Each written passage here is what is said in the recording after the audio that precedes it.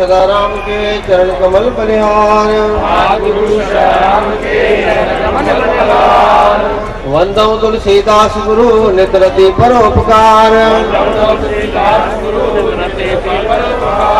नमो नमो गुरु तख्त लाल हजूरी हरि रूप। वंदौ तन सतराम गुरु निजातम रूप अनूप। नमो नमो पूज्य माता साहेब को माँ शक्ति प्रकाश।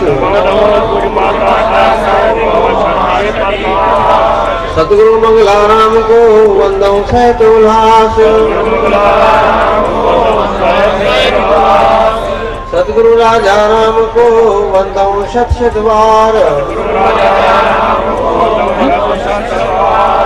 वंदौ संत गोविंद राम को अष्टम शतानी अवतार। सदा सर्वदा सर्वगुरु मेहर करो महाराज। अरदास करो स्वीकार करो तुम सर्व संतन सरताज।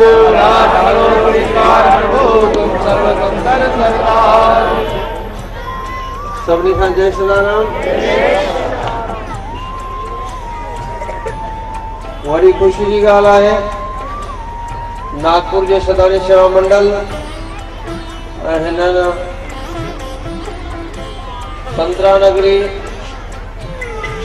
असांजे प्यारे सिंध खां आयल घोटकी कादरपुर कानपुर खोड़ सारे शहरनि जा हिते निवासी आहिनि। उन्हनि खे हिकु सुठो रोज़गार सुठी रिहाइश व्यवस्था पाण में प्रेम प्यार आज़ादी ॾियण वारो इहो नागपुर जो शहर जिते सभई पंहिंजा आहिनि सभई प्यारा आहिनि सभई सुठा मेहनती पुरुषार्थी समझदार असांजे सिंध खां खोड़ सारा लॾे आयल परिवार ऐं हितां जा पुराणा निवासी सभिनी मिली करे अत्यंत प्रेम भाव सां शेवा भाव सां पूज शदानी दरबार तीर्थ जे अष्टम जोत सतगुरु जो 69 साला जन्म उत्सव अॼु आयोजित कयो आहे।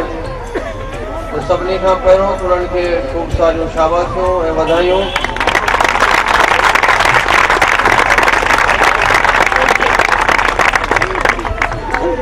उत्सव सां सभिनी जे मन में उत्साह वधंदो आहे। मेले सां पाण में मेलाप थी वेंदो आहे। सत्संग सां सभिनी जो समागम थींदो आहे ऐं भंडारे सां मानवता जी शेवा थींदी आहे। परमात्मा प्रसन्न थींदो आहे। इहे सभु शुभ कार्य अहिड़नि आयोजननि सां सभिनी जे लाइ थी वेंदा नी। सभिनी खे ख़ुशि करणु सभिनी में उत्साह विश्वास खे वाधाइण जो माध्यम ही पवित्र सत्संग जा आयोजन हूंदा आहिनि। तंहिं करे ही क्योंकि ये सत्संग ये सेवा ये सद्भावना असांजे सिंधड़ी जा संत महात्माओं सेखारींदा आहिनि। पाण नाम जपींदा आहिनि ऐं संगत के नाम जपाईंदा आहिनि। तंहिं करे ही भक्तजन धर्म प्रेमी उन्हनि जो आदर भाव कंदा नी। न त वैसे त संत ही सभिनी को पहिरों शेवादारी हूंदो आहे। संत शेवा सेखारींदो आहे निवृत निम्रता सेखारींदो आहे त्याग जी भावना सांसारिक माण्हुनि खे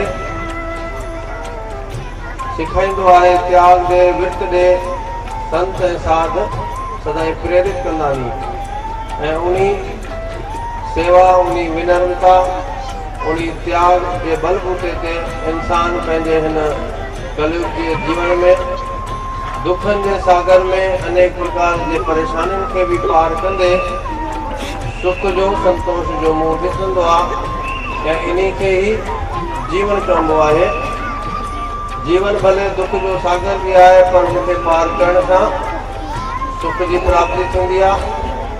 जीवन में कुछ संयम कुछ स्व अध्याय कुछ सत्संग कुछ साधना करण सां उन सुखदाता परमेश्वर जो नज़ारो ॾिसण में मिलंदो आहे। तंहिं करे संत महात्माउनि जो जीवन जन्म ॾींहुं मल्हाईंदा आहियूं।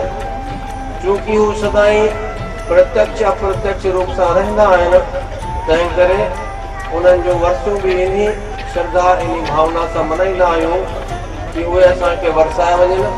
उहे सदाईं आहिनि, उन्हनि जी कृपा, उन्हनि जी छत्र छाया हर उन भक्त सां हूंदी आहे जंहिंजी भावना भगवत सां, जंहिंजी भावना सतगुरु जे नाम सां मिलियल रहंदी आहे। तंहिं करे सतगुरु जे शब्द खे सदाईं ब्रह्म शब्द चवंदानी ऐं हिन सृष्टि खे, हिन वातावरण खे, हिन प्रकृति खे ब्रह्म चवंदानी। ब्रह्म हित बि आहे, ब्रह्म हुत बि आहे, पर जेको सदाईं ब्रह्म खे यानी शब्द खे यादि कंदो आहे उहो ई ब्रह्म में समाईंदो आहे, उहो ई भगवत चरण में वञी मुक्त थींदो आहे। त जीवन जंहिं ॾिनो आहे, जीवन जीअण लाइ जंहिं जीवन दाता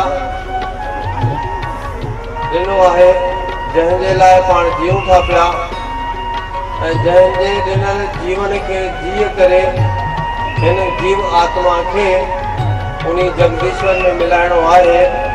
अहिड़ा जीव तत्व पाण मनुष्य आहियूं। पाण उहे जीव आत्मा आहियूं जिनखे अलाए केतिरनि जन्मनि जे थोड़े थोड़े से पुण्य कर्म जे करे मानुष जो जीवन मिलियो आहे। तॾहिं त पाण जीवन जो जन्म ॾींहुं मल्हाईंदा आहियूं। तॾहिं त पाण पंहिंजे जीवन खे सुखदाई करण जो प्रयास कंदा आहियूं। पर इन जे पोयां अगरि पाण उन जगदीश्वर जी कृपा सम्झूं ऐं छड़ो हिन जीवन खे जीअण जे लाइ न, जीविका उपार्जन जे लाइ न, यानी छड़ो कमाइण जे लाइ न, सिर्फ़ धन ऐं संसार या वंश जे लाइ न, हिन अमोलक जीवन खे अगर जगदीश्वर जी अमानत समझी करे उन जे लाइ थोड़ो थोड़ो करे जीअंदा रहूं त तॾहिं जीवन सफलो थींदो आहे। ऐं उहे साधन, उहे ॾाकणा आहिनि अहिड़ा सत्संग, इन्हनि सां ई हिकु ज्ञान दृष्टि मिलंदी आहे, हिकु सेवा मिलंदा, त्याग ध्यान ऐं दान जी प्रेरणा प्राप्त थींदी आहे। ऐं उहो पवित्र कार्य असांजो शदानी सेवा मंडल